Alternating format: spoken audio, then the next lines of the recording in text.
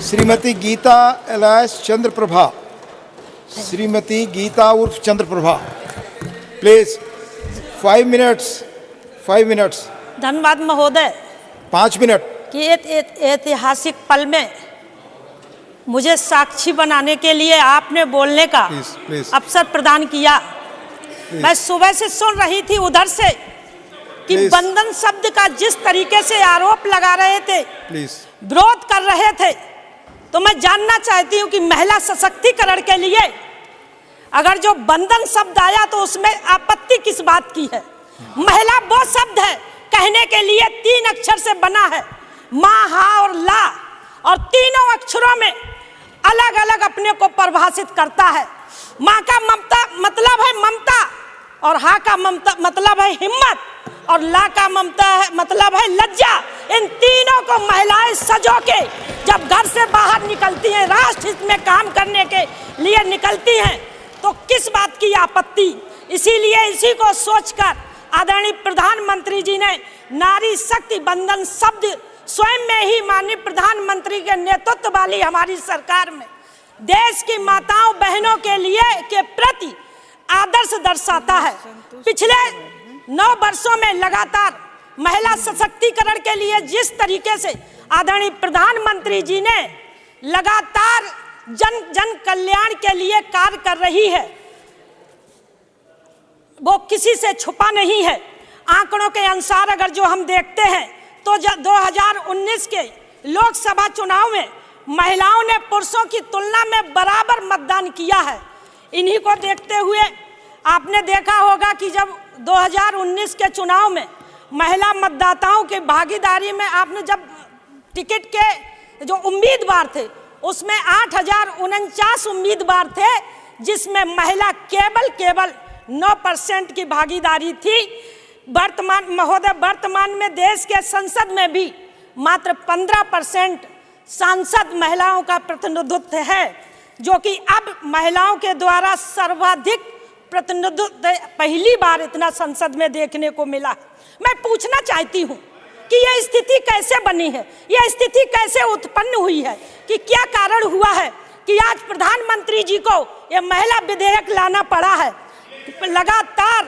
लगातार स्वतंत्रता के पश्चात लंबे समय से देश में आप उधर बैठे कांग्रेस की सरकार रही है। मैं जानना चाहती हूं कि स्वर्गीय अटल बिहारी वाजपेयी जी लगातार इस 1998 में ये विधेयक जब लाए थे तो कांग्रेस लगातार विरोध करती रही। राज्यसभा में किसी तरीके से पारित भी हो गया, लेकिन लोकसभा में पारित नहीं होने देने का काम किया। मैं महोदय जानना चाहती हूं कि 2004 में कांग्रेस की सरकार बनने के पश्चात भारतीय जनता पार्टी विधेयक की मांग करती रही, पर लगातार इन्होंने विरोध करते हुए विधेयक को पारित नहीं होने दिया। परंतु कांग्रेस के द्वारा विधेयक लोकसभा में पारित किया गया, पारित नहीं होने दिया। आज कांग्रेस बात करती है महिलाओं के ओबीसी के अधिकारों की, तो मुझे हंसी आती है। मैं सुबह से सुन रही थी कि ओबीसी की, मैं एक साक कुशवा मर्द समाज से आती जो अति पिछड़ा समाज है।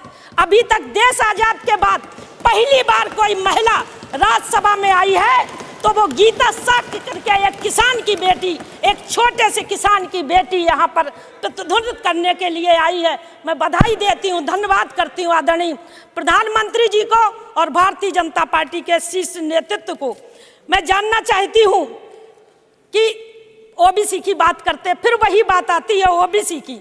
मैं जानना चाहती हूँ, मैं बताना चाहती हूँ कि आज तक कांग्रेस ने कितने प्रधानमंत्री ओबीसी के बनाए हैं? आप बताइए, जब बने तो आप लोग खुद जानते हैं कौन बना है।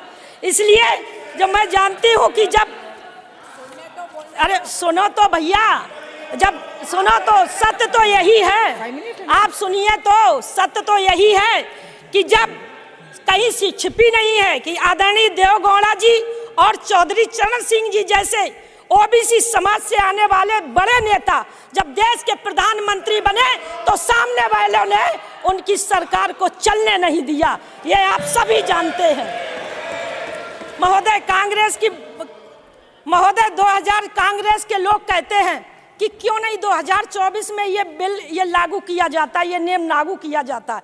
इनकी पार्टी में अनेकों वरिष्ठ अधिवक्ता बैठे हैं, सभी अधिवक्ता जानते हैं कि उन्हें स्वयं अच्छे से पता है कि किसी भी विधेयक को कानूनी रूप देने तथा उसको लागू करने के लिए नियमों की विभिन्न प्रक्रियाओं से गुजरना पड़ता है। परंतु सब पता होने के बाद भी देश की जनता को गुमराह करने के लिए इस प्रकार से बातें की जाती हैं। बस 1 मिनट में चाहती हूँ, ज़्यादा नहीं चाहती हूँ। ओबीसी की बात करती, देश आज़ाद हुए एक लंबा समय हुआ और इनको नहीं चिंता ओबीसी की आई। ओबीसी को संवैधानिक दर्जा आयोग का नहीं दिया, लेकिन मैं बधाई देती हूँ आदरणीय नरेंद्र मोदी जी को, जिन्होंने सरकार आने के बाद ओबीसी को संवैधानिक आयोग का दर्जा देने का काम किया। मैं बहुत ज़्यादा नहीं कहूँगी, मुझे पता है। अंत में मैं एक बात कुछ पंक्तियों के माध्यम से समाप्त करूंगी। उससे पहले माननीय सांसद बैठे, वो अभी उत्तर प्रदेश के मुख्यमंत्री जी को आरोप लगा रहे थे। मैं उनको बताना चाहती हूं कि वही मुख्यमंत्री योगी आदित्यनाथ जी हैं जो आप पर आरोप लगा रहे। 2017 के जब जो मुख्यमंत्री बने उत्तर प्रदेश में, तो सबसे पहले उन्होंने प्रदेश में बेटियों को सुरक्षित रखने के लिए एंटी रोमियो स्क्वाड बना के संदेश दिया है कि वो बेटियों के लिए कितने संवेदनशील है। आप अपनी बात पूरी करें। बता दो क्यों नहीं करेंगे, अभी आरोप लगा रहे। वही मुख्यमंत्री आदरणीय योगी आदित्यनाथ जी ने प्रदेश की बेटियों के लिए अपनी बात पूरी करें। महिला बटालियन शुरू किया, जिससे कि राष्ट्र में अपना योगदान दे सके। मैं अपनी पंक्तियों के बाद बस अपनी पंक्तियों से 27 वर्षों का सपना आपके द्वारा पूरा किया जा रहा है। मानी 27 वर्षों का सपना आपके द्वारा पूरा किया जा रहा है। प्रधानमंत्री जी, देश की नारी शक्ति की ओर से आपका कोट कोट आभार, बहुत बहुत धन्यवाद। माननीय सदस्य